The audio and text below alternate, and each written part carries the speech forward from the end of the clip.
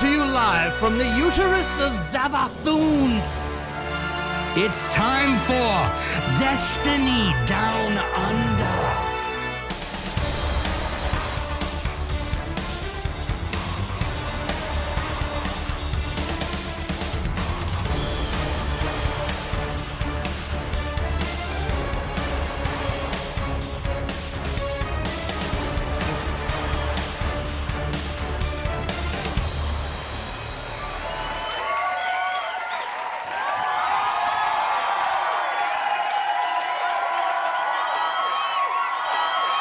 Welcome to the 93rd episode of the Destiny Down Under podcast. I'm Lord Power Slave, and as always, back to regular scheduled programming, and joined by Lawmaster himself, Mylan Games, and grumpy old man, Real Time Sloth. How the fuck are you pair going? Oh my god, Savathun's uterus. Jesus wept. As every week, Man at Arms outdoes himself. I think he's the hardest working member of this podcast, but so far it's ridiculous. We've got a new sponsor this week to look forward to, but we'll get into that later in the program. Can we just acknowledge, like, where's the best place to find Man at Arms in case people don't know? Like the guy that does our intro and does all our sponsor things. Like, where should we be sending people to find the guy that does everything on the podcast that's funny? Basically, you can probably find him on Twitter. I reckon that's probably the best shot. So if you're looking for him, Twitter.com/man_at_arms2112, ladies and gentlemen, that's where you'll find him. He is a hilarious man, frankly. Yeah. And YouTube. Just Google Man at Arms. Just look him up. Look him up. Yes. This was a completely unintended plug for me. Like, it just kind of happened that way. It really is. No money has changed hands. Just funny videos. So, just to clear that up, this isn't sponsored content. We just really like him. So, dudes, how's everyone's week been? It's been one of those weeks. Have a look at the audio. Some people are having audio in chat. You're only through my channel. Okay, hang on. Right. No, this week's been one of those weeks. Iron Banner has been back.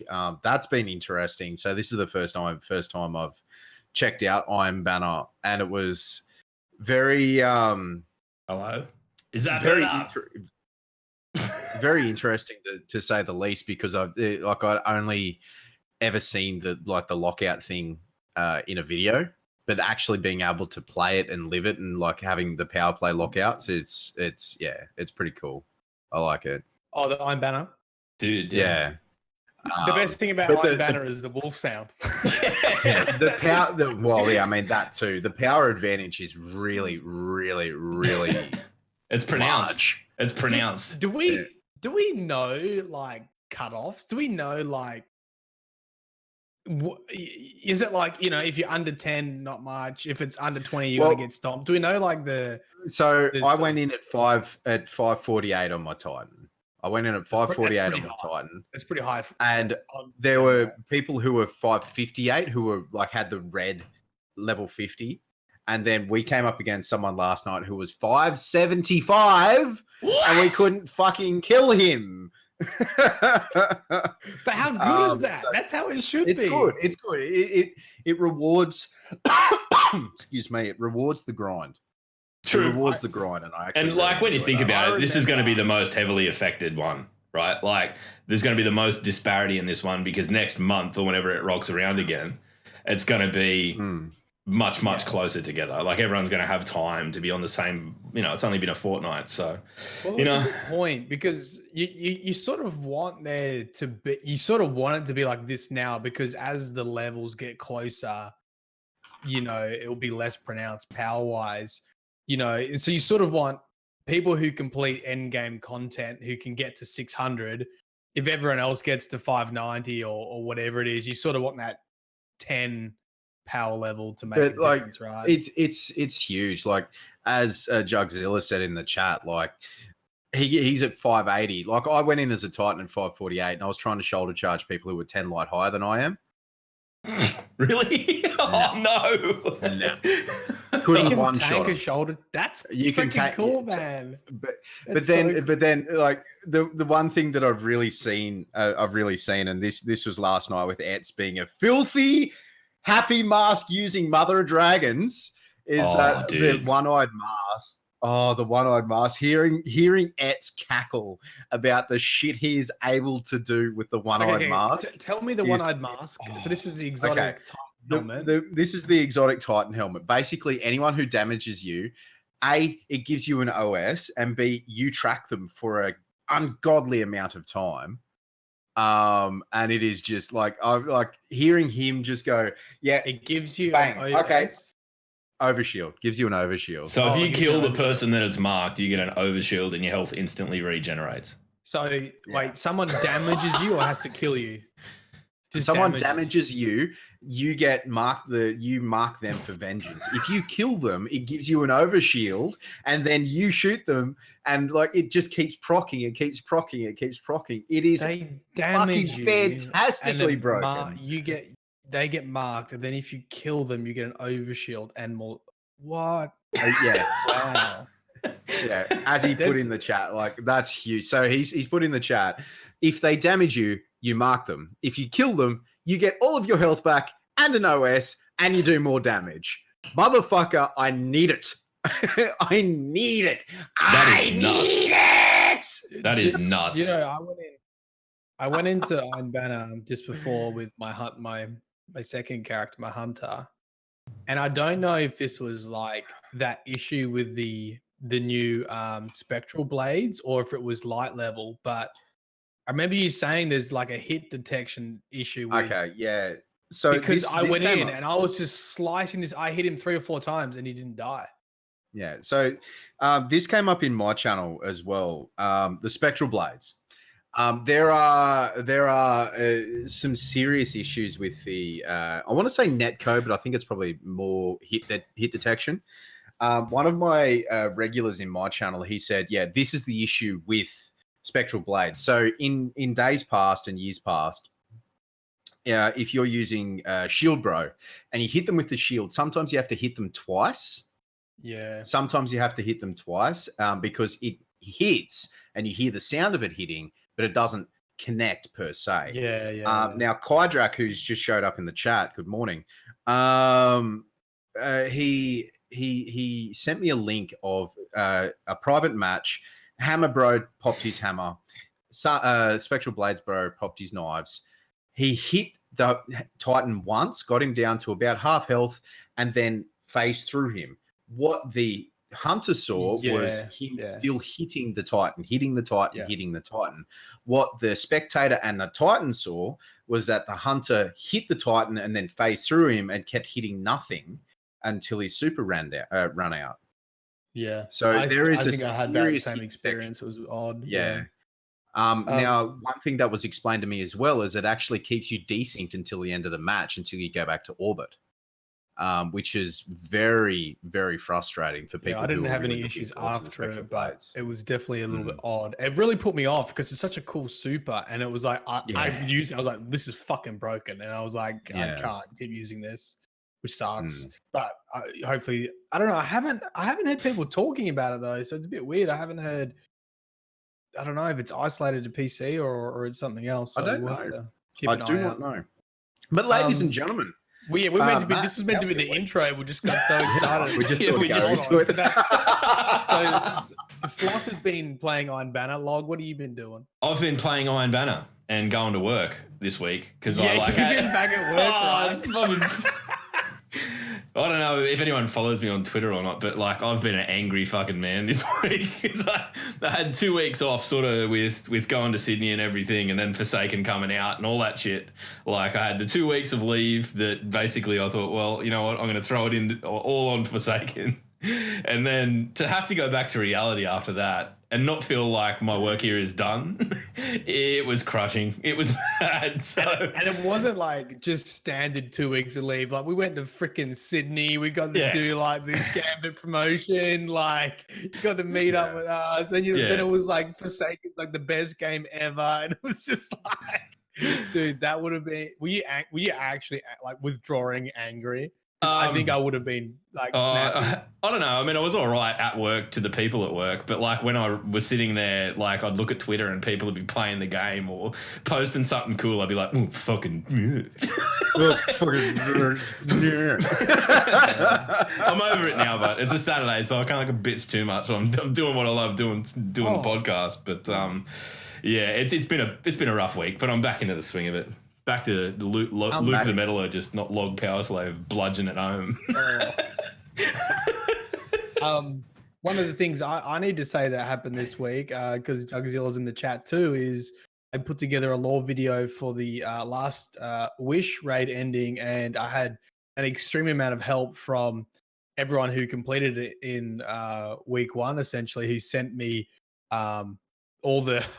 Basically, I had to collect all the raid armor because it wasn't in the API yet, and I had to transcribe it. It took like 6 hours or something stupid to track everything down and to like put it through. But Jugzilla in chat helped out a lot, and he was part of Ninja's team. So thank you for that. Riot from T1 helped as well. Sassy had the full hunter set between him and some of the other guys in his clan. And also Emily from Discord helped out. So big thank you. There we go. I don't take setting this off lightly, but I've got a feeling it's going to be set off a bit today. Here you go, guys. Good job. Shut up. Right. Do we want to actually get into covering anything, or are we just happy to just meander around? Ladies and gentlemen, so we've done this a few times before, but today is our very special open forum. So if you have any burning questions in regards to, or statements or anything that you would like to talk about in regards to the Forsaken, what you like, what you don't like, or anything like that, please jump into the Discord. Our man in the Discord to really organise all you rabble out there. But basically, he's just there to act big and tough and act as our bouncer, is Chucky Wookie. The bearded wonder of the world. The bearded wonder of the world, yes. Hey, Chucky. Is he there?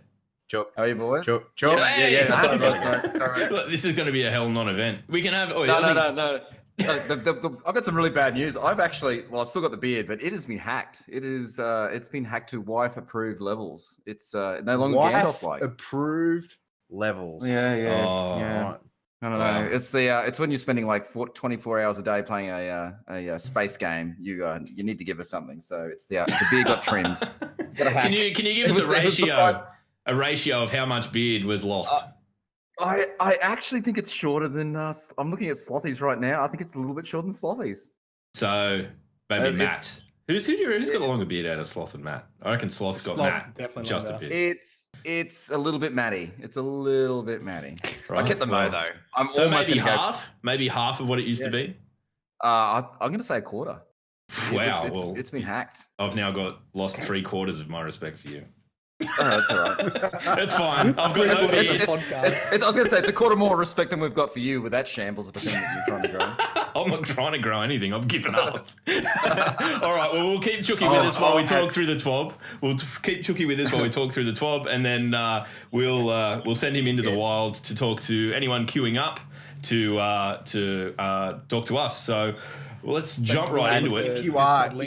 If you are in the live chat, ladies and gentlemen, we are in the Destiny Down Under Discord. So if you are in the Discord, hit that link that Matt's just propped up in the chat. Jump in, talk to Chucky. We've got a few people waiting, so you'll be in a little bit of a line, but that's okay if you have any questions, queries, doubtful points, or anything like that. But, ladies and gentlemen, let's get into the news. Hang on. Let's do it. Let's do it. Professionalism. Yes. Ladies and gentlemen, it's not a huge TWAB this week, but we've got a bit to cover. So Bungie and the choice representatives of said company are over in England at the moment at EDX. I didn't know this was a thing until about 10 minutes ago.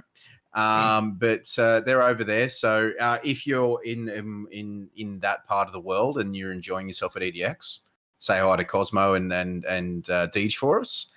Iron Banner is out, ladies and gentlemen. Now, Log, you haven't played much of Iron Banner, but Matt, have you played? You and Chris played a little bit of it.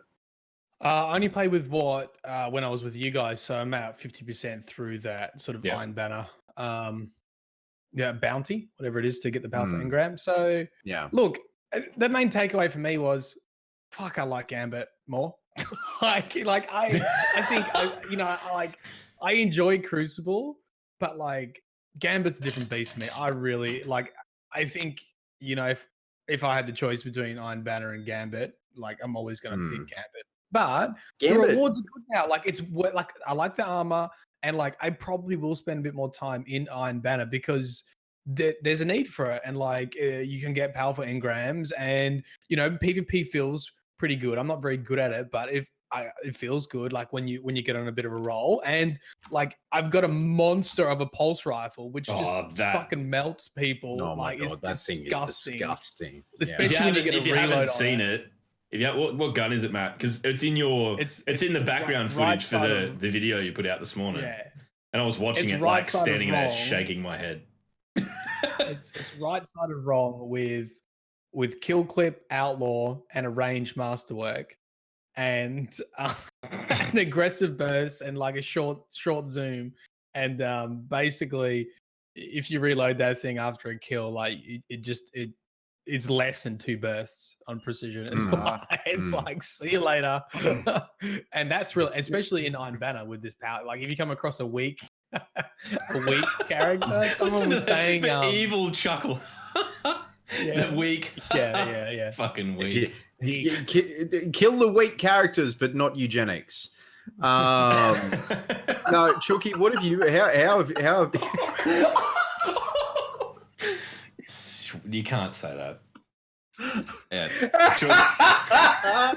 Chucky, how's your Iron Banner going, mate? Banner's going great. I'm as a non-PvP player, I've decided to have a crack at that Redrick's broadsword. So great quest, and I've been playing quite kind of well. Like the way that quest is built is actually making me better. So yeah, I'm getting in solo queuing. Haven't played a lot with the clan. Every now and then I do play with the clan, but I've pretty much played solo queue and had a pretty good run. You do get those, as it is Banner, you get those games where you get stomped or you come in halfway through a stomping. But just before we jumped onto the podcast, I was having a great run. I'm up to the double kills and double plays, and I'm starting to get full of myself with my pulse rifle. It's like, look at me go. Right, sure. You're gonna come raiding with us tonight, and you'll be no longer full of yourself, much like the rest of us. No. I'm back to getting stopped again. The other thing that came out this week with Iron Banner is the Redux map Convergence. What was it originally called on D1? That's a very good question. It was through the haze of 1,000 beers. I can no longer remember, but the Pantheon. Yes, Pantheon, and it was a Black Garden, and it was a really, really good map. I like the changes that there are some different changes to the sight lines, especially on the back side of the map, where you can actually walk up to where the heavy is instead of going around and being open into that sight line, which is kind of nice. We rolled around as a clan last night and just destroyed people on that map. It was really, really good. Really, I think the issue with that map is the spawns. Like you get people spawning behind you after a while. Yeah, but it was. I mean, that's the way it was in D1 too. It was always something you needed to be mindful of. It was really one of those maps that was really never ever worth trying to cap 3 points ever. Which I guess is the point of Iron Banner, but it changes things up a bit. I think this practice of kind of like having the when there's something each season kind of thing where we hit there's these additional sort of I'm calling them Redux maps, but like remastered, brought into D2, D1 maps. I really like it because it's like you load into that map, and like I loaded into it and I didn't even think about it, and then I'm like, oh, this is the new version of that map. It was just like on instinct. Yeah, it's just a cool feeling. It was a huge surprise. Like it's coming one of home. those things, right? Like if there wasn't a huge amount of content in Forsaken, everyone would be up in arms in it. But because Forsaken's got so much stuff, this is just like a cherry on top. So it's like it's funny how what players have already got impacts their feelings with redoing D1 stuff, and it's like hell yeah, like because we got so much stuff to do in Forsaken, like no one cares, and it's like great. But imagine if Forsaken was like a Curse of Osiris, right? imagine the Thankfully, we response don't have to being, imagine because it's not. Yeah, thankfully. Yeah. Imagine You know what I mean? other You know what I'm horrible saying, things. Like That would be feels, bad. It feels man. good. It feels Yeah, good it's just seeing very it, good. and it's okay. Like in that context, it's okay to have like, and I think the same probably goes for like exotics. Like exotics are really tough to get, but I think people would not be as, I know people want to see Last Word and Thorn, which is weird because when other exotics came back, people get so pissed off. Like, why don't you give us new weapons, not old ones? Well, we spoke about this. You and I spoke about this the other night when we were just playing. Is that, and it's come up on or at least on my stream a few times as well. Is that with the return of Zivu Arath and the return of Savathun, and with the Touch of Malice, I think will be making a return to kill a god with a god. Now, on the other side of the coin with Gambit, and you explained this to me in very basic terms because I'm thick as two short planks, is that you Dredged and Yor and the Brotherhood of Yor or whatever it is, Shadows of Yor, Shadows of Yor, The Backstreet Yours. The Backstreet Yours. But it's like like with Gambit and all of the repercussions of what Gambit is, and Shin Malfur being still alive, and we haven't confirmed that Dredge and Yor is dead, it would make sense that Thorn makes a return, and because Thorn and Last Word are tied together so tightly, it would. I do think one to come back as well as the other. It makes complete sense for it to return in the Joker. Is it called Joker? The Joker DLC with Gambit, Yes. to focus on the Drifter. Makes complete sense for it to be in that Mm. one. I mean, and like 100%. I'm not too fussed either way, to be honest. Mainly because I just got wrecked by people with the Last Words. So, to be honest, I don't really want to see it return. I just got stomped by people using Last Word in D1, but it would make sense. I don't know, but I guess my point is, there's so much other stuff to do. People are happy to see things like remastered because people are happy with the amount of content they already got. Because it becomes an issue when there's a lack of content and all you're seeing is things being reskinned and redone. It's fine when it's the icing on top of the cake, not when it's part of the cake itself, right? Yeah. Not when there's no base and you're just eating icing. It's like, why am I eating this fondant?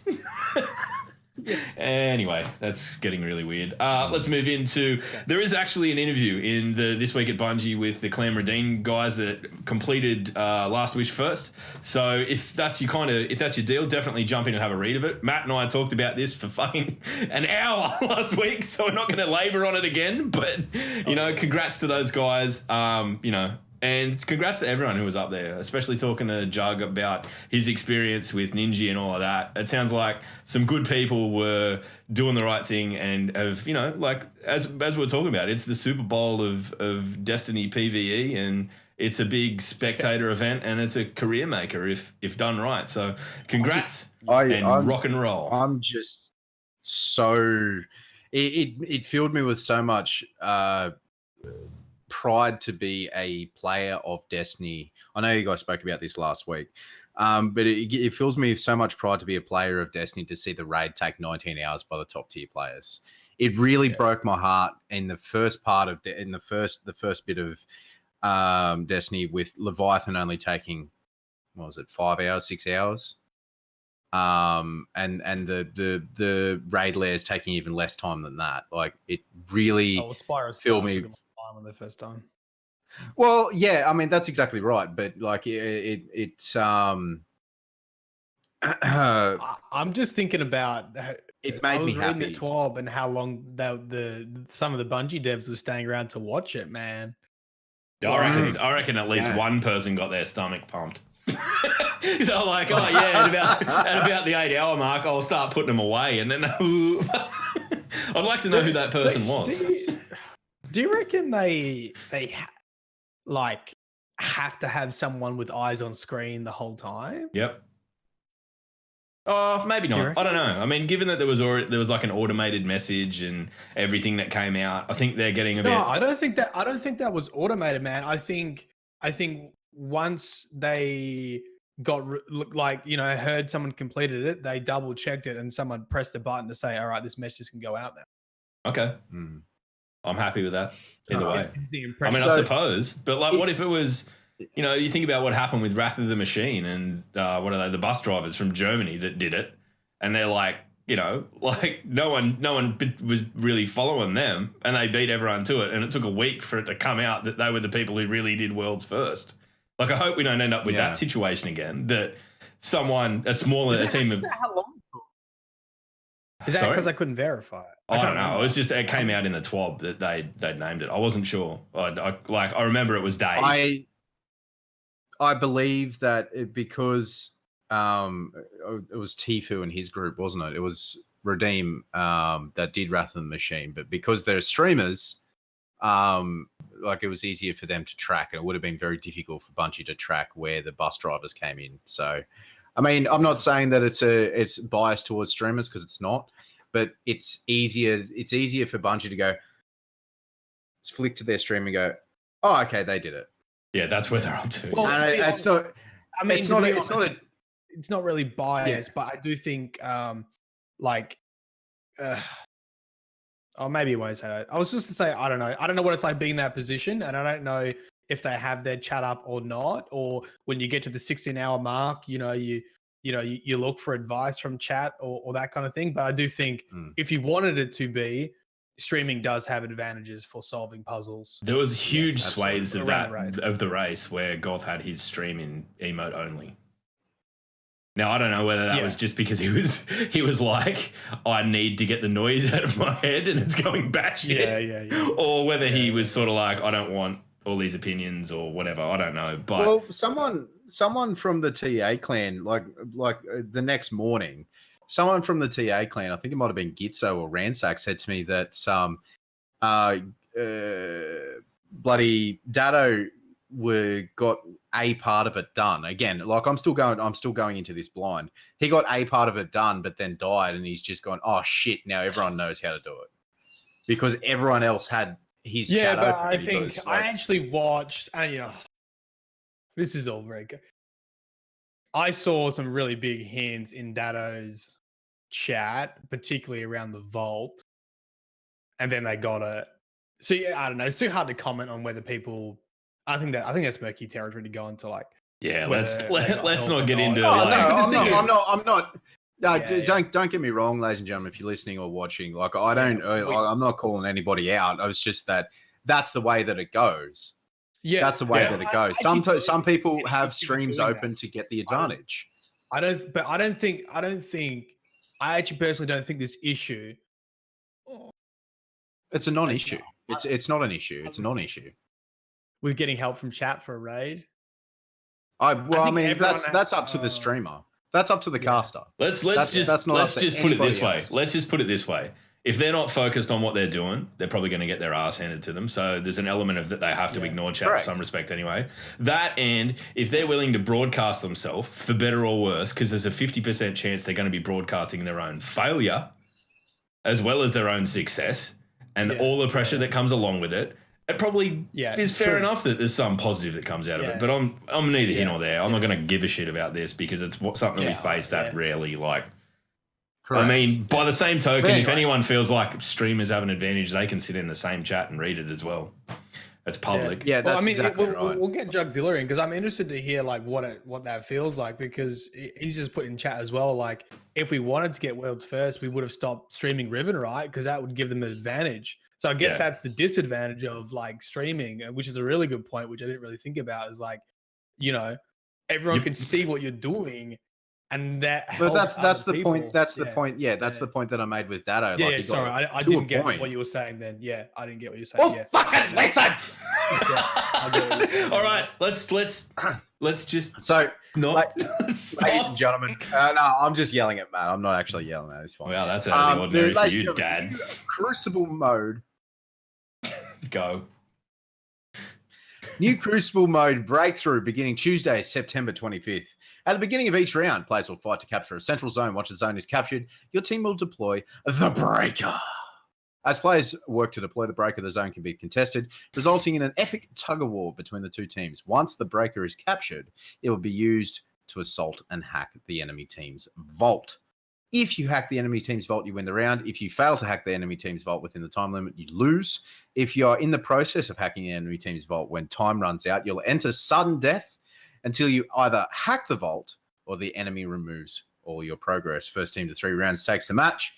Breakthrough will first be available as the weekly featured playlist for the week of September 25. Then it will be added to the competitive playlist starting October 2. Another type of game mode that is a little bit different from everything else. I think Bungie are starting to think a little bit outside the box here. Obviously, like the three of us think, yeah, we'll get Iron Banner done, we'll get the powerful gear done, but then we go back to Gambit. And I think a lot of people are in that. I think a lot of people are in that mode as well, because it is intrinsically Destiny. Like you don't see that mode anywhere else. It is Destiny. Yep. This mode is literally going to be Titan bubbles. That's what I'm calling, because I think from the footage I've watched, you've got to stand on the plate, right? And you cannot, once a Titan's put a bubble on that shit, you cannot get rid of it. Like you can't go into it. Dude, but Titan bubbles probably screaming out for somewhere to like get a bit of prominence, right? Yeah. So I mean, I'll be using my Titan, man. I've got one now. I'll be popping that bubble, dude. But no, the big thing about it is that like these new modes that move away from TDM, capture the flag, supremacy. But I like new modes like this. Breakthrough seems really interesting. I really want to see Rift come back as well. But like Gambit and Rift were Destiny. You didn't see anything else. You didn't see anything else like this in any other game. And I really like the fact that they're starting to think outside the bubble and not just putting a stock standard Crucible type of situation in. As much as I love TDM, I mean, I totally forgot that this was coming. I totally forgot that this was a thing, because there's been so much other stuff. I'm like, I'm still gonna. I'm going the other way, and then I'm starting to go like, can we just stop rolling shit out for a bit so I can do the stuff that I need to do? Fuck. I tell you what, though, when they finish the raid, and like there's a whole bit on it that I don't understand, because I've been in blind. But when they finished the raid and this whole thing just opened up, holy fuck! Like the entire world just opened up. I think we're going to get into this sort of stuff when we start getting people on to talk to them, because we're talking general opinions. But we'll wrap up the rest of this. There is a free Gambit trial this weekend, so if you want to go and stomp on people's heads who don't normally play Destiny, go and do it now. I mean, it's interesting, Matt, because we were talking about this the other night, in that we feel like the enemies in Gambit have like gotten harder, and it's not just me and you. Etz is talking about it as well. It's like they've raised the light level of the enemies in Gambit after the raid. I'm not sure if it ties in with the raid being completed, but about the same time. Think about when we were doing it in Sydney. We were 320 or something. Mm. Yeah, and we're like 530, 40 now, and they still feel as tough. Mate, I don't know. Maybe they just scale. Maybe there's no light levels or something in there. I'm not sure how it works, but it does feel like they've gone up in difficulty, or we've just gotten worse. So one of the two. That's it's also likely. Also, double Valor weekend this weekend. So if you want to jump in and do some Valor farming and advance your level in that quite quickly, that's a good option for it. Other small notes. I don't know. There was a few things in the patch note, but most of all, Edge Transit is dropping far more frequently than it was probably intended to. Would you believe it? Not frequently, aggressively. That was aggressive drops. That was the official term. It was aggressively dropping. It sounds like a landslide of grenade launches, doesn't it? So log paraphrase exactly what he actually wrote down in the patch notes. It says, Edge Transit is a bug and will hopefully fuck off soon. Yeah. I just read Edge Transit. I couldn't remember what I actually wrote in the notes. So there you go. Ladies and gentlemen, there's a lot of really, really cool things. So that's it for the TWAB. But there are a lot of really, really fucking cool things that happen by many cool people out there, like Raza putting out the leveling guide and this, that, and the other. But we are introducing an award today. Yes, we An are. award Yep. That is an award that is primarily only given on this podcast, mainly because it's named after us. But this award is the DDU Award for Distinguished Servant. So let me words that again. The Destiny Down Under Award for Distinguished Service to Australian Guardians and being a fucking champion goes to Out Loud Thinker on Reddit for this absolute masterpiece. Here we go. I'm going to pull it up now. This is Australian raid callouts, ladies and gentlemen. This There they are. is the Have a look at them Australian now. raid call-outs. Now, we're going to go into the raid we've got- tonight and we're going to use them. Because to us, it makes perfect sense. But I don't know. What's your favourite raid call out? So if for our audio keeping only, keeping it For our- relatively clean, maybe.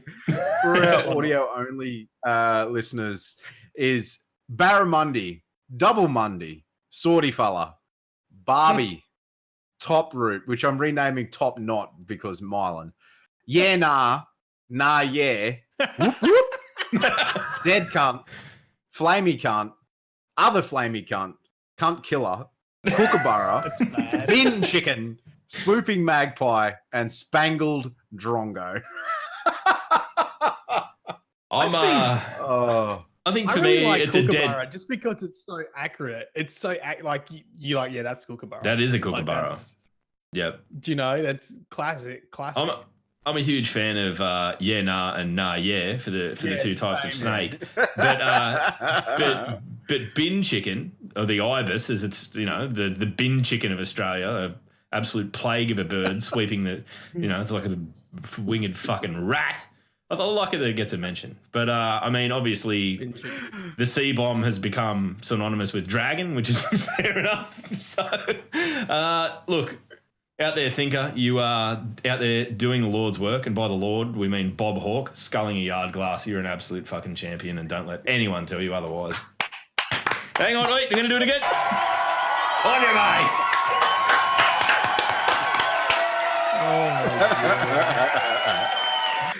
Yeah, good. Right So, on. ladies and Okay. gentlemen, and then we have a very special message from our sponsors as well. All right, we'll So, jump straight into thank it. We're you, going to come back with the chat up. Arms. We'll come back with the chat up. We'll start pulling people in, and you can talk to us. Tell us everything about what you're loving in Forsaken and your journey so far, Guardians. But first, word from Rick.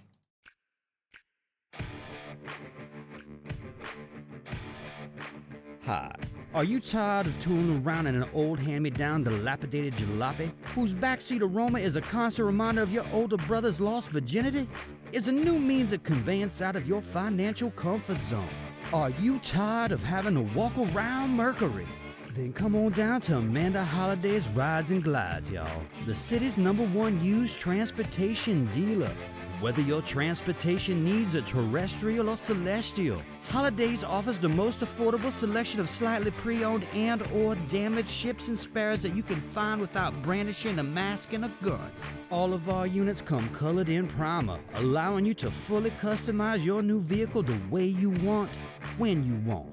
Don't have the glimmer to buy one outright? Then you can take advantage of our haggle-free payment plans. But I have bad credit, you say? Ha! We are the city's #1 practitioners of predatory lending. No credit, bad credit, no job, bankruptcy, amnesia-ridden exo. We do not care. Our finance manager can get anyone approved for a loan regardless of your situation. No challenge is too big. No interest rate is too big. Amanda Holiday's Rides and Glides, y'all. It's better than walking.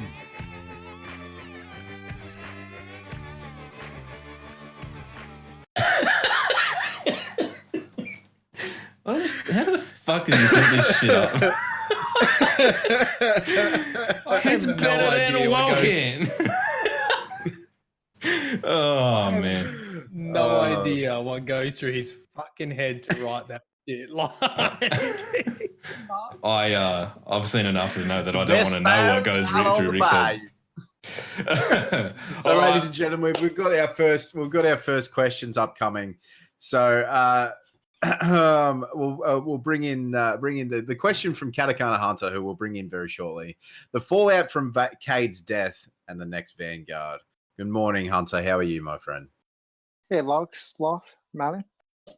Hello. How you doing, Dude, man? how are you? So, how are you? How are you enjoying Forsaken, my friend? Yeah, it's very fun, and I actually got the full set of Iron gear, and I'm liking the new Nice. lore. Dude, did Okay, you can have please like remove a Hunter from the stockpile? chat and block him forever? Where he's like, well, Wow. Did you have No. like a massive stockpile of tokens? Was it you that had that? yep. Yeah, dude. You still got some? Nope. Not anymore. Not anymore. Good. Spend them all, mate. Good job. Good job. Did you have a massive stockpile of tokens? Yep. Do you have any more left? Nope. Yes. Nope. It's all right. So, I think we can learn a bit from Hunter, to be honest, because we're all so overly verbose about everything. Maybe giving a one-word answer is exactly what this fucking podcast needs.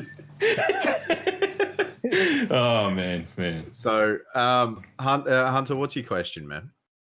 My question is like, in future DLCs, will our Guardians still be able to talk or be a mute from now on? Or like in the campaign. I mean, What would you Like, like to there see, was- Hunter? What would you like to see in regards to Guardian speaking? Hunter? hello.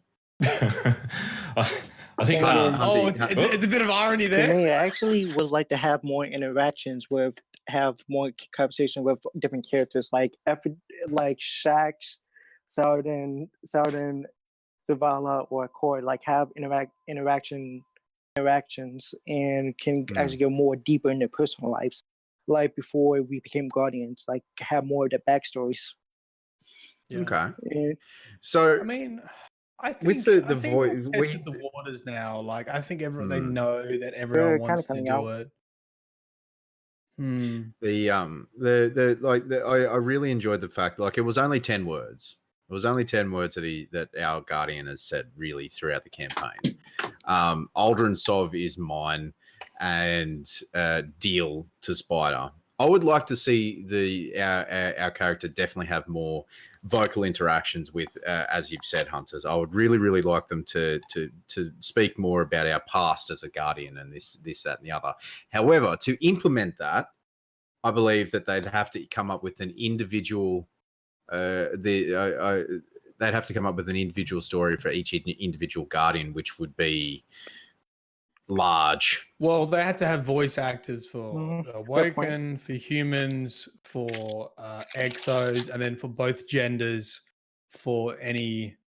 So like, it's one of those things that like, fuck, the cost must add up really quickly, and obviously they could have done a little bit more. But is it like the most effective way of storytelling? Like, I don't know if we need to have full dialogue scenes, but I think Well, maybe I a just little don't bit think it's more that than kind of game. a little bit more than what it isn't. It's not The Witcher. It's No. not. It's not The Witcher. It's not Mass Effect or anything like that. But it would be good to have a little bit more voice lines, but Yeah, not just a a little bit more. huge deal more. That makes a difference, though, right? Like, it made a difference when we said absolutely, Aldrin's yeah. mine. Like, I think Yeah. that was a very efficient way to, like, mention, have your Guardian speak. Like, it didn't need to be more words than that. We don't need to have like full-on dialogue scenes, but I think I'm in the minority when I say that. Like, I don't really mind, like, unless there's something like there's depth that's going to be added by like interactive, being able to go up to NPCs and have conversations with them or something. I'm not really fussed either way. Like, maybe it's just that it's what I'm used to. Like, it was good to have those few cutscenes that give it a bit of context, but I don't think that it needs to be any more than that unless there's a purpose for it. I wouldn't want to see my Guardian all of a sudden after 3 years being mute turn into some kind of like chatterbox, g'day, how you going? Like, I do that enough in fucking real life. I don't need that. So, yeah. All right, good question. Solid question. yeah, good question. Yeah. No, That's- thank you, Hunter. Thank you very much, man. You're welcome. Appreciate it. Thanks for coming on once again. The next question we have. Okay. Yeah, thanks for coming on, Hunter. So Shadow Hunter, I know that you're not in the Discord anymore, but did you expect to see a dragon when you fought Riven at the end of the raid? General Riven question and vibe and a chance for Mylan to bang on about Riven. So, did you expect to see Mylan? You're not blind to the raid, are you? No. All right. Did you expect to see this massive dragon? Okay. Before all the lore stuff came out, I would say 100%. It was a long shot dream that I wanted to see a dragon. Once all the lore came out and I saw how consistent the writing was with what was happening in game, I thought, fucking hell, we might see a dragon here. 100% we're going to see Riven, but I don't know what form he's going to take. And then, the fact that it was a shapeshifter, I didn't really expect to see it as a dragon. We've had this, I don't know if it was with you guys, but someone sort of made that comment like, I almost wish it wasn't the big bad monster. Like it shapeshifted to a monster, right? Yeah. And it would have been very powerful to see something maybe more elegant to be killing, like if it was like a badass dragon. But at the same time, you got to realize like having a shape-shifting arm Kara gave them infinite possibilities of raid mechanics. That was like literally like imagine going to the raid designers. So the boss is a shapeshifter, so do whatever the fuck you want. You want tentacles? Have tentacles. You wanted to have multiple eyes, so you have to do some sort of rhythm? Yeah, do that too. You wanted to breathe fire? Sure, whatever. It was cool from that point of view because it gave a lot of freedom. And I think if you had a typical dragon, you would actually have less opportunity for mechanical encounters. I think the other thing that kind of comes into it is the fact that like Oryx takes Riven and then Oryx dies and is gone and we kill him. Yes. And then Riven becomes allied with Savathun. I watched that in a lore video. Yeah. Some lore video told me about that. Probably bias. Right? Bias, I think. No, it was yours, Matt. But like that's the thing. So do you then go? I'm pretty sure it alludes to there's a form. It says in through the course of that he takes a form at that point. And his prison is no longer relevant or whatever it was. So he says he takes a new shape, but that's very typical of being taken. That's typical taken saying, yeah. But there is that full body render that's floating around on the net that I'm not sure if you've seen it. Really? Yeah, there's a full body render of like Riven on this fucking like crystal egg thing. And I mean, its body looks like a fucking dragon. It's just that its it's super weird, man. Like super, super weird. I have not dude, seen that. You got to check it out. It's definitely worth it. I'll tag you. Whilst we're talking about dragons, should we get the next guest? So our next guest is Jugzilla, who was in the raid team with Ninja and all those sort of people. So let's get him in here. Jugzilla, good morning. How are you, my friend? How was the raid? How was the experience? It was fucking awesome, man. It was it was exhausting, but it was pretty good. How many hours? How many hours did you hang out at? Yeah, I think we were about 21 hours when we tapped out. So I'm getting a bit old for shit like that, and I can tell you we were pretty exhausted as a whole. Picking up what you're putting down. So did you get the impression that Riven was a dragon after spending literally fucking half a day looking at it all? How do you feel? You happy enough with the dragon? It's funny, when we were leveling up, probably the week prior to the raid, we were sort of speculating on what we were going to see. I think I made the joke that if I don't see a big fun-ass dragon in this raid, I'm going to be deleting the game. So when we first dropped down and saw it, we were all pretty chuffed. Yeah. I think it's like a high, what's a space dragon look like? Like, come on, it can't be, So again, like I'm going into this raid blind, but I did drop in and have a chat to Sniperton yesterday, and I saw him falling down from her head to her tail, shooting some what looked to be the big fuck off pustules on her back, and that thing was large. Yeah. Large, Yeah. for lack of a better term. It would have been a fair surprise when you first seen it. I want to talk about. I think it really sort of encapsulates Jug. the scale of this raid as a whole, to be honest, which is one of the really great things about just the scale of the environments and the scale of encounters was really, it was really something special. Yeah, right. Like it's a cool. I love the Dreaming City and I love that aesthetic, and I think it really plugs into the fantasy of Destiny, and Destiny's is a sci-fi fantasy sort of genre, and it's mainly been probably more sci-fi leaning than fantasy, and it's cool. Like the Dreaming City like really scratches that like fantasy itch, basically. Yeah, dude, I totally agree. Like it's one of those things that kind of we hadn't seen that side of Destiny, and it ties in perfectly with the Awoken Homeworld, the Dreaming City, all that sort of stuff. I was stoked with just being able to, like, I mean, I haven't even been in there yet, but just the direction of it all from inception to where it is, I think is unreal. So do you think you're fully recovered, Jug? Yeah, we took the next day off. We were talking about, all right, we'll come back the next day and finish it off.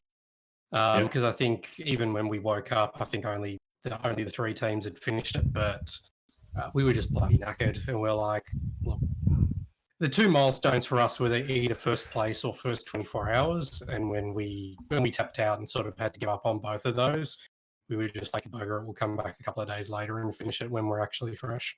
So you got a jacket in the post, mate? Did you get the jacket? What's that, sorry? Did you get the jacket? The raid jacket? Not if all of us have ordered it, but we got our codes, that's for sure. Yeah, nice. Okay. So some of you got it done before reset. It was really good to see. I'll tell you what, it was really good to see that. Again, this sort of ties into what we were saying at the top of the cast, but it's good to see that the raid took so long, and people they couldn't take a sledgehammer to it and just try and like fully just beat the encounter bosses to death. Just with sheer force, like they actually had to have the power level to, like they had to take a scalpel to where it was needed. They had to have the power level. They couldn't just go in underpowered and just team shot everything. I really enjoyed that. I like it was a kind of a throwback to Vault of Glass, and I really enjoyed that it took so long, and it just wasn't as it wasn't as easy as people thought. Like people went in at like 540 and couldn't get the first encounter done. It was, yeah, it was good. It was good. I like that. I like that a lot. Yeah, I think I've heard a lot of comparisons made to VOG, obviously, because of the time taken.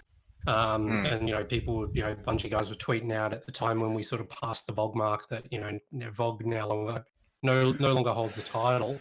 I think what's actually more impressive about the 19 hours to finish this raid when you compare it to VOG is if you go back and watch some of the world first videos from VOG, that was our first Destiny raid. We had no idea what to expect. And it took people 20 to 30 minutes just to figure out that the Relic at Templar had a super ability.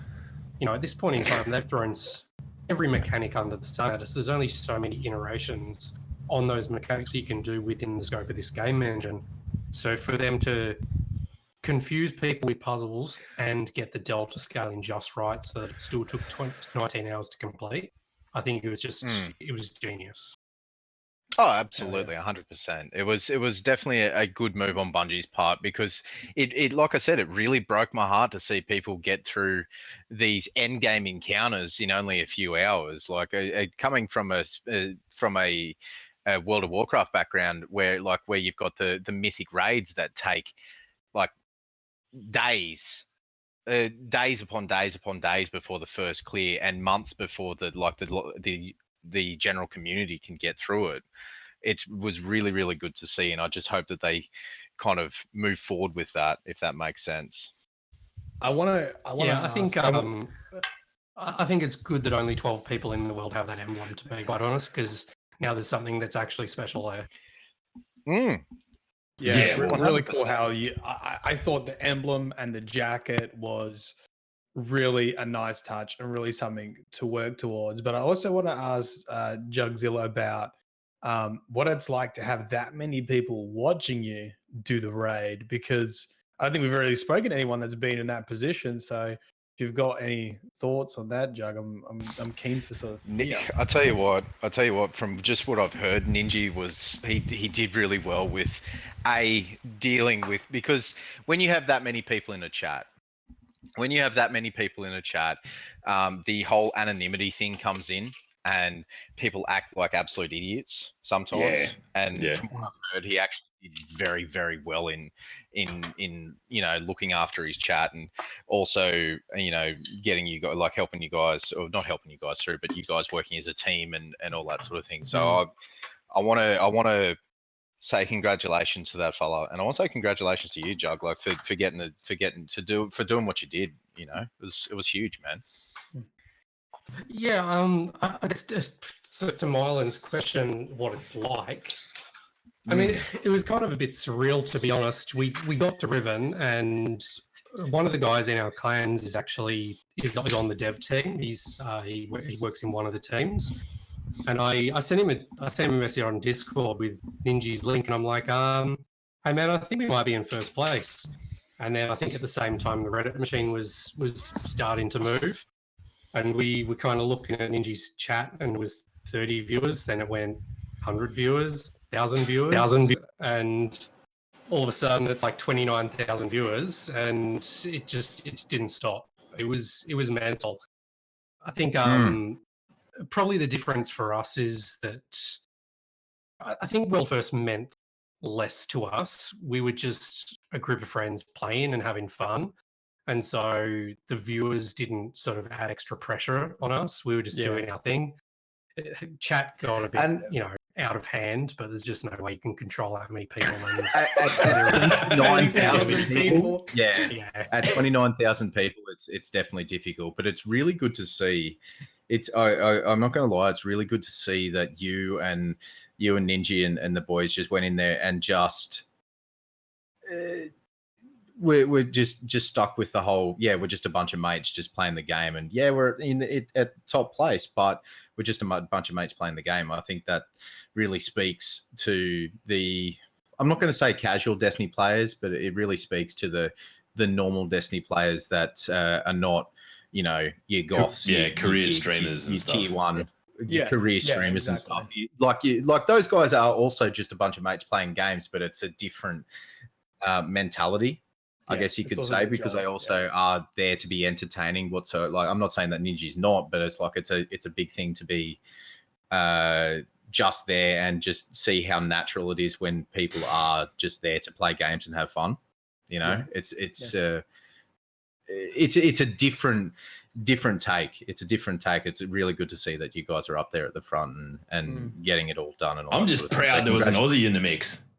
It was funny because I messaged Jug after last week's show because I literally didn't put two and two together, and I'm like, that name's familiar. I wonder where I know that name from. Oh, your friends list, you fucking idiot.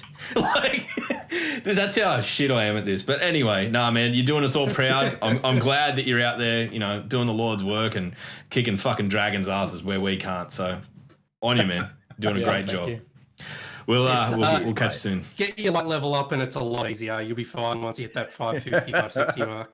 Mate, that's 3 months away for me. What are you talking about? I have to get in your backpack or something, for fuck's sake. Hey, hit us up when you see us on a raid. All right, mate. All right. No worries. Pro carries, right. I'll catch you soon. Jugs. Thanks, man. See you, mate. You guys have a good one. Cheers, mate. Well, that's unfortunate. Sloth, you're out of the raid for tonight anyway, so, bad news. Well, Sloth wants to do it. Sloth wants to do it blind anyway, so fucking get rid of him. Go fuck yourselves. I mean, it'd get us banned off Twitch, but it's- fair enough. Yeah, right. No, it was like I said, it was very interesting and very cool to see that good friends just playing the game, and it really came across from what I've been told. So that's awesome. Dude, can you imagine seeing like 30 viewers, 50 viewers, 1,000 viewers, 15? That would have been mental. That's a head trip in itself, isn't it? It would have been really mental. So there's a few people in the chat who are not going to jump in voice. So before we get the next guest in, we'll just pick them up as well. Now there was a question from Hunter C. Or do you want to do them later? I just think there's a lot of people who are just waiting in voice, you know? Oh, okay. We'll just do a quick. We'll do these questions quick. We won't labor too much on it. Okay. Do them quick. So, question from Hunter C. Where is it? If Aldrin were to be rezzed by a ghost and became a hunter, would he be next in line for the Hunter Vanguard? Kay did say that if a hunter kills him, they get everything he owns, including the Vanguard gig. I mean, no. He's a fuckwit. Look. The Vanguard Dare is actually not as straightforward as most people think. This is my interpretation of Vanguard Dare. You become the Vanguard, and then you set the dare for in the event of your death, and then that dare gets sent out to the most likely candidates, and whoever loses becomes the next Vanguard. But there's this like interesting clause in there because Cade basically says, if you kill me, you get it. But I wonder if that was part of his dare, was like, whoever can't kill me or whoever can, like, but then it'll be like opposites. I don't know. Do you know what I mean? Like, yeah. That bit really throws me. I still don't know what to interpret of that because he says that in his Ace of Spades mission. If you're a hunter and you've killed me, you get it. And then he says that's what we call a Vanguard Dare, which I don't really understand yet. Yeah. All right. So next guest in is a Lady Liz. Come on down. Good morning, Lady Liz. How are you? Howdy. How you doing? Huh? Doing well. Doing well. Super good. What is your question? My question, and I imagine that a certain beard grizzly is going to hate this, but if I have the opportunity, I will present it. What's your thoughts on the Mark the Great Hunt lore tab? You're gonna have because to I've been predicting remind this for 3 years, and Beard didn't. Can you remind this is not going to happen? Can you remind the audience of the? So, what's your thoughts on it? If you'd like it, I have. Yeah, it could here. you remind us of the card, please, Lady Liz? Yeah. I actually have it. I can link it. So I'm not sure if I can, but it is. Mara uses a wish to summon Lord Shax, and he one. wins some okay. The helmet stays on. The helmet stays on. He's just captured Zone D. Wow. So for people who haven't read the tab or haven't seen what people are talking about, so much. There is a scene. So the backstory is Mara Sov basically enslaved Riven as a power play to control. The Ahamkara are super powerful because they can make bargains and make wishes. And essentially, she helped with the Great Ahamkara Hunt to extinct all the other dragons. So basically, she was the only one with a wish-making dragon. And she made a bunch of wishes. And one of those wishes was to, summon Shax. And Shax is like, well, where am I? Why am I here? And then she asked him to read from a certain Awoken book or something. I can't remember the name of it.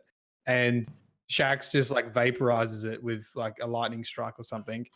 And then it finishes with the Tempest. She asks him to read him Shakespeare, and he does it from memory. Yes, and then he rails her. I think it's the context.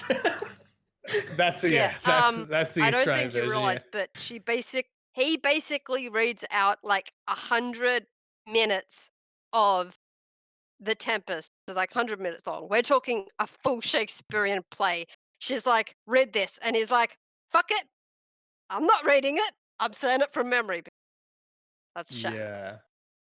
Well, That- I feel dumb. I I di- didn't realize okay, it was Shakespeare.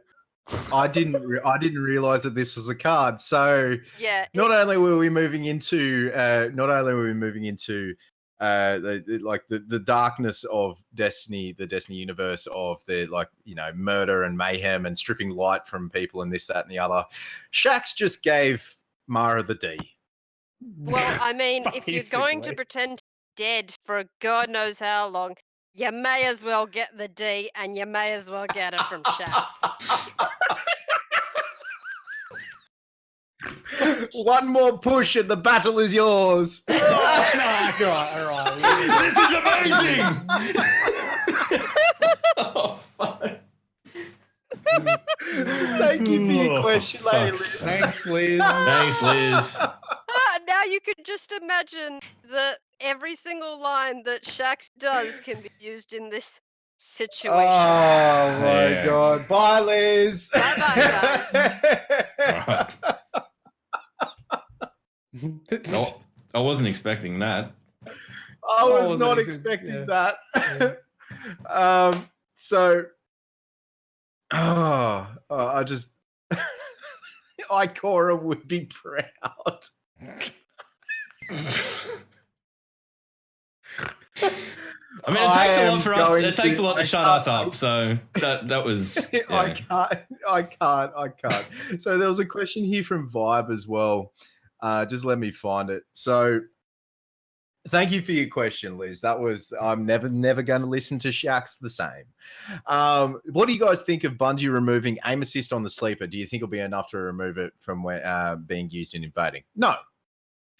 The reason Well- why that is because it is accessible, and if you are probably not from PC players, because mouse and keyboard, it is a little bit easier to aim quickly. It's a little bit easy to aim, and it's easily accessible. Console is a different story. That being said, we did have a bit of a conversation on this, and it is part of the game. But to see it, if is it going to be enough to get people off it? Probably not. Probably not. What do you guys think? I think. Well, interestingly, right? Someone invaded with a sleeper, and this is the first time I saw a sleeper fly past my head and not take me out. I was moving, and he didn't hit me, and I was like, "Oh, I guess it works then." Because if that was before, I would have just got vaporized, especially in midair. But obviously, I actually haven't used it since the patch, so we'll see.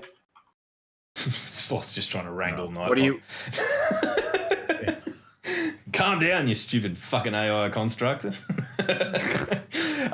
were you gonna say, for mine, like, look, it fucking shits me off when I get killed by it.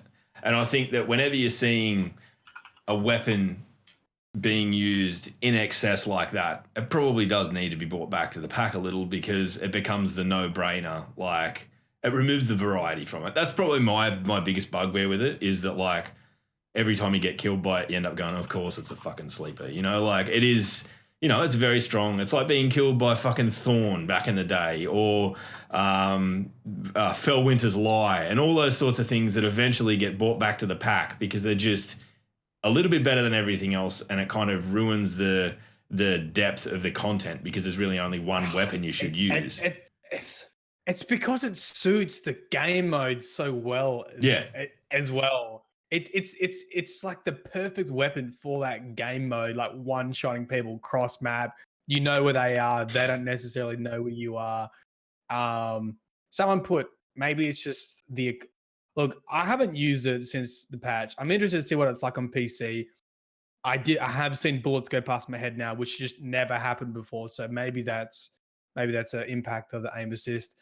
It does seem a little bit ridiculous with how many bullets you get with it, but if you're using it for boss DPS, it's not that bad. So I know that there's like certain individuals who probably think that it needs more, like the heavy ammunition economy needs to be adjusted and all that sort of thing, but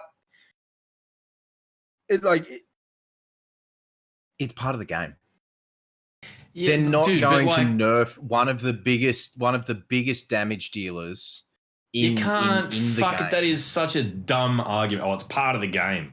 You know what? So was Thorn. It They is fucking part of the nerfed game, it. but it's the same. There's but heaps of shit that's been but it's- broken that they've nerfed that has been part of the game until they fucking nerfed it. It's a dumb argument. And you I can't want say them that. to stop. And I want them to stop. Like you like with the happy helmet that Etz has. Like I'll only be upset if they nerf that because it's a Titan thing. they will nerf all of it if these people who are crying out for these weapon to be nerfed. Yes, it's annoying. Yes, it's frustrating. But the people who are crying out for the weapon to be nerfed are so very vocal that they will nerf it. And I want them to stop. If you have a legitimate argument, if you have a legitimate argument that and you have a legitimate fix for it, okay, put that to them. But the people who just take to Twitter and just go, it's shit, we need to fucking ban it, it's killing me, and damn it, nah. Stop it. I did that. Fuck off. Fucking stop it. I'll fucking mute you. No, go fuck yourself. Fucking stop it. No, I mean, I did it to stir Rick up. I did it to stir Rick up. I think we need, this is what we wanted, right? I think in general, we want things to be powerful. And it's funny, when things are too powerful, no, we want it back. And you know what? Destiny's boring when things aren't powerful. I do but think this is the thing. I think it steps over that mark just a little too far, though.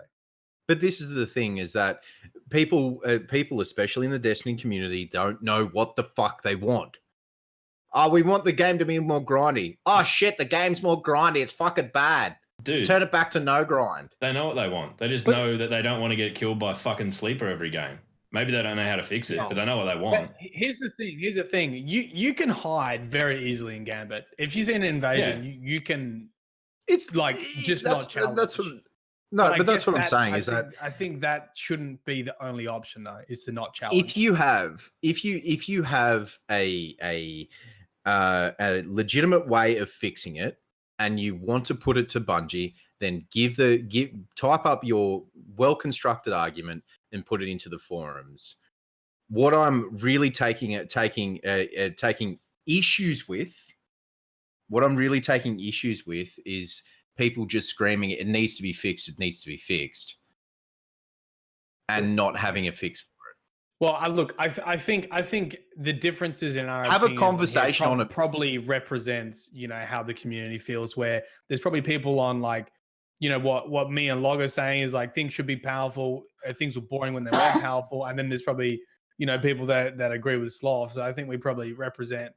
Yeah, I mean, in saying that, I just want it addressed in Gambit. I don't want it ruined. I don't want the gun destroyed for every other bit of content. But this is the thing. But this is the thing. Gambit is not an individual sandbox. Yeah, but you can't fix it in Gambit and fix it in every. But that's not just adjusting it. That's adjusting the entire heavy ammo economy.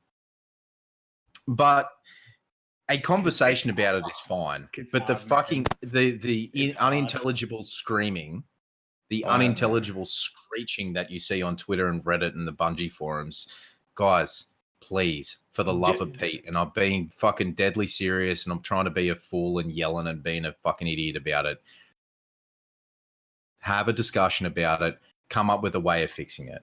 Don't just scream into the void. That's fine, but can we also preface that by saying that if you're one of the people that just tells anyone who complains about it to get good, you need to shut up as well?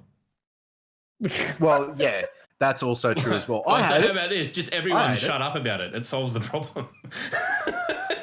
Look, right? Look, here's a solution. You just bring everything up to the level of Sleeper. Just make everything uber broken, right? Like that's how you, rather than nerfing sleeper, just bring everything fucking up. Every other exotic, you know, heavy. I mean, look, just make that. I think that gets lost in translation. Is I don't think anyone wants the gun to be ruined. I think everyone wants the gun to be like a good gun. It's just that like there's a level of frustration that getting mapped with a gun that you know it's fucking easy to kill you with than every other gun brings out. And it's the same as Thorn, the same as Fellwinter's Lie, the same as fucking Suros when it was the meta, or the Vex, or all of these things. It's exactly the same issue. And it's always going to happen, and it always will, and people are always going to complain about it. End. Yeah. And that's Look, what I'm saying. I have Destiny this, community, right? Has calm the anyone- fuck down. Has anyone got a rocket with tracking and clusters? Has anyone got a? Yes, got I do. I have a roaring bear. I have a What- roaring bear with clusters and tracking. What is that like? Like, can you lock on and shoot before someone would get a sleeper off? I haven't tested it to that because when I did play Gambit, I wasn't able to find a player who was using the sleeper. That being said, like I doubt it. I doubt it. If you know where the people are, like if you're invading, you know where the people are, maybe. But if you're being invaded and you don't know where he is, probably not. But it's also not aggressive tracking like Truth either. Can you one shot with the sniper standing in a radiance well? Yes. You can one shot through the One OS. body shot. No, one headshot through the OS, depending on their resilience. Oh, because they have the overshield, right? When they Yes, they do have the overshield. And Yeah. it depends on the sniper that you're using, and it depends on their resilience. Okay. All right. Do we But, want to get our you know, next caller? it is what in it here? is. So- Do we move on. Yeah, Next caller is fist bump the guy's been fist I feel bump bad. guy. Let's get him in. It is the guy who fist bumps. Sorry, the fist fist bump. bump. We were just having a good fucking argument for no reason. just exercising some testosterone about guns that we can't control. How you doing, man? What's your question, brother? The question now, we all know that Mara's in the Ascended Realm, right? Yep. Correct. Is Mara's allegiance towards the Guardians, or is it towards herself? And also with Toland, we all know Toland is the first person you meet when you enter the Dreaming City because of that little orb thing flying around. Yep. Is he with the Guardians, or is he with Mara, or is he by himself? Like, is he by himself? Does he want the taken power for himself? Let me ask you this: what do you think? I don't know. I had it perfectly in my head, and it's just completely skew whiffed. Okay, well, let me kick off the conversation. You jump in as we go. I think the biggest thing about Toland is not knowing which side he's on. I think the biggest thing with his lore is once he went over to the Ascendant Realm, his sort of philosophies got changed a little bit, and he sort of saw things from the Hive's point of view. So I think that will remain a mystery. And you know, Bungie's done it a couple of times now. It's the same with Rasputin. I think Toland would probably sit in the same realm as Rasputin. Is he a good guy? Is he a bad guy? Is he helping us? Is he not? There is a shite ton worth of Toland dialogue. The answer could be in there, but I have not seen them all, and I have not read them all, and I have not heard them all. But there could be some questions in there, or some answers in there, more like it. The Queen. Oh, I don't know where to start the answer. Whether she I think a we goody or a are baddie. being used as a means towards an end. Means to an end. Yep. Now, So when we enter the Dreaming City for the first time, and Petra sees the Queen in the Oracle engine for the first time, yep, she is very apologetic. Her demeanor, her interaction with Queen Mara is very apologetic, as in, how dare I bring an outsider here? And the Queen's gone, but the outsider also dealt with one of the three biggest threats to the to the universe, so I can use that person, that guardian, as a means to an end. Yeah, but in that exact Go on, same dialogue, she said that she's in a raging battle. Now, is that between Toland and Savathun at the same time? So it's like a three-way deadlock? for the King's power. I haven't read enough yet. I haven't read enough of it. Hmm. But what I A can valid say point. is, Yeah, valid is point. Marasov's. If you don't know, there's a book that is Marasov's backstory from the friggin' from her colonist days as a 19-year-old and how she became one of the most powerful figures, awoken figures in the Destiny universe. And it shows her transformation, and she is fucking cunning. She plays both sides of the war, a very Game of Thrones type of character. So it would not be surprising to find out that Marasov is just using Guardians. That's easy. I need to read this. That's The you know, tone, with her the tone of a personality lot type. of the books that I've read anyway, sort of they're kind of dismissive of the Guardians in that, like, you know, like there's that whole card that sort of takes the piss in that, oh, you know, they're great at incredibly dangerous task oriented missions, you know, like basically like making fun of us, the player, saying like Soldiers. these are the stupid, mindless, oh, give them something to do, no matter how dangerous it is, they'll get it done because they just keep coming back to life. So I think for her, she definitely sees us as like a useful tool. I don't think that her allegiance particularly lies to us. I think that decision was made when the Earthborn Awoken now and the Reefborn Awoken sort of split. The little secession there where some of them came back to Earth and some didn't. Yep. So for mine, I see Mara as like she's the will of the Reefborn Awoken. Like whatever she wants is wherever they've always headed. So I think She is the queen. yeah, well, I mean, of course, but like she is in it for them and no one else. Yeah. That's understandable. So like to say like she gets a hold of this like taken power, what's like what happens then? You know, like is she Bad gonna- stuff. That's I mean, if any of the three of them get a hold of the taken power, like Toland is, for lack of a better term, as you know, crazy, batshit mental. The Queen is a especially violent and cunning woman who commands the Reefborn Awoken, and if Savathun gets a hold of it, we've got another Oryx on our hands. So none of them really sort of. There's not really a good side or a lesser evil of the three of them. There's not really a good side of the three of them either. So I'll take Toland. Well, if you think about like the darkness, like yeah, I think everyone. But in future content, what would be good for the player is if we verse another Guardian like Toland. So Toland gets a hold of the power, corrupts his, or just like he becomes the Taken King, and then like he can corrupt other Guardians or other ghosts or stuff like that. So then it works towards him. That would be something awesome as well. I've like, been for the asking player for itself. So you're fighting other versus Guardians. So it'd be like the old days of your Iron Lords and stuff like that. So then that's where the Gambit comes in with these light versus light guns. Yeah, and even chat saying like you could make it a four-way battle with Zivu Arath too. Oh yeah, I've got it. Well, we don't know that yet. We don't know whether the sisters are working together or not.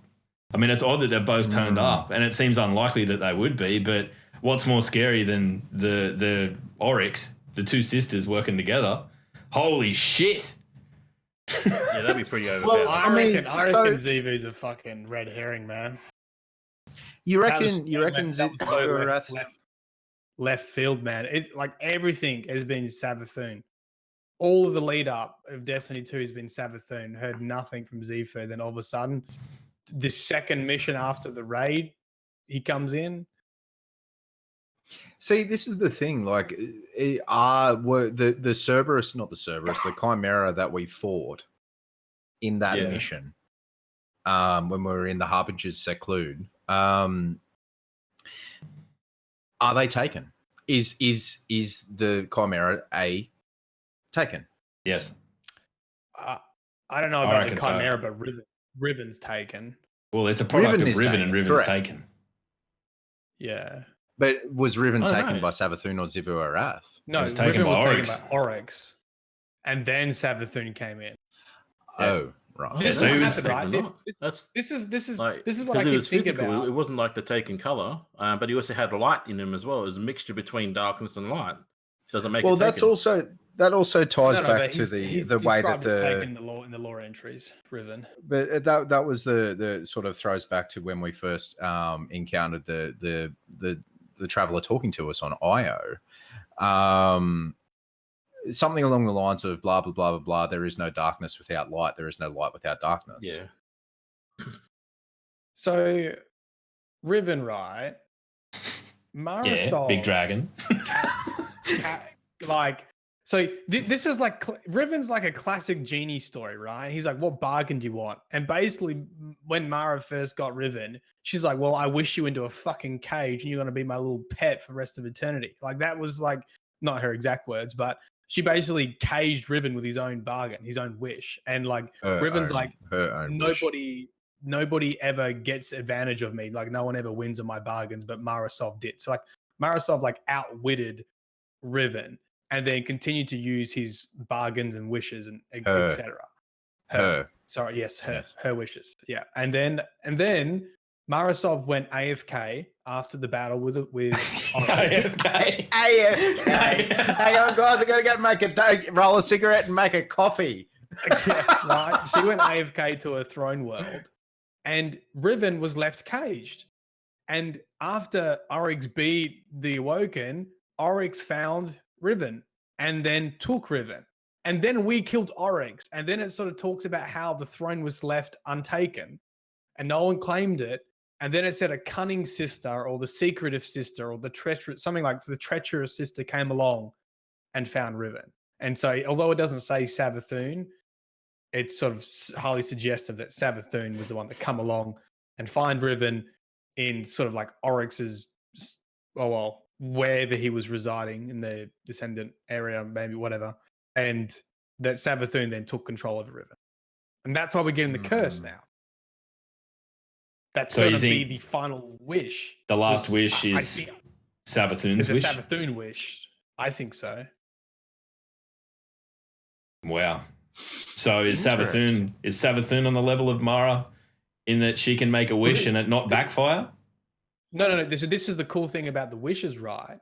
And this is what the cutscenes told you, is the Ahamkara transcends death. And this is why people could still make bargains with them in death. So their bones, and this is why the like spine of Ahamkara and the helm, like the heads talk to you. Like when you wear the armor, they still talk to you because even though they're dead, they like transcend death and you can still make bargains with them. And so that's actually how Eris Morn escaped the Hellmouth. She actually had an Ahamkara bone with her and she made a bargain to escape the Hellmouth once she had lost her light. So in the killing of Riven, in his death, Riven, in her death, she was still able to grant a wish. We don't know whose wish it was, but the fact that it's taken and the fact that and it consumed the city and unleashed the curse upon the Dreaming City would probably lead towards the wish being done by Savathun. And the other cool thing, I know I'm talking a lot here, but the other cool thing, right? This was written in the lore entries. It says that Riven granted Guardian's wishes after beating her. And it said something like, I read your mind, or something like what was on your mind at that time, I gave you everything, right? And so what happens when you beat Riven? You have a room full of loot, right? Because everyone's like, please give me loot, please give me loot, please give me loot. And this is classic Riven, right? Is that genies manipulate the specific words that you use to get an advantage of the bargain. And so what Riven did, Riven gave us as much loot as we wanted. It's a room full of loot, but you don't have any keys, right? You only have one key. So that's like, I don't know if that was intentional, but I like to think that was like classic genie move. Like, you know, remember that? Hang on a second. Robin Williams didn't try and alter the deal.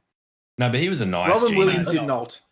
No, he was a nice one. But yeah, but there are things like that, right? So genie, so Aladdin, right? He tricks the genie into giving him more wishes. Marasov enslaves Riven to get as many wishes as she wants.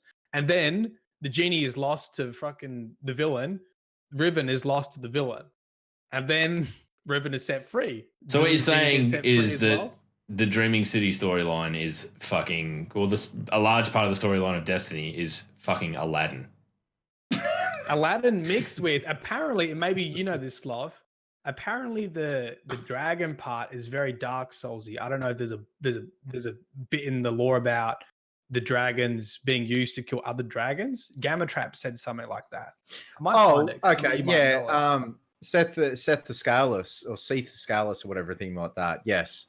Allied with the human race to destroy his draconic brethren in the first Dark Souls. Yes, correct. Yeah. So like mix that with Aladdin. That's a whole new world, isn't it? Interesting. All right, Fistbomb, thank you for your question, man. No, Wait, did we answer it? Did we answer it? Did we get there? I don't think there is an answer, but we tried. Did we get there? Did we get you there, Fistbomb? I don't think anything got there, actually, to be honest. Oh, well, man, better luck next time. I'll rephrase it Thanks, next time, Fistbomb. and I'll do some more research into it. Good stuff. No worries, man. Good Thank stuff. you. Cheers, man. Ladies and gentlemen, unfollow. I'm not following you anymore. Unfollow, unsub, get out of here. We're all fuck. You're fucking right. No, ladies and gentlemen, that very interesting questions, conversations, and arguments between the three of us. If You're gonna have to buy me flowers.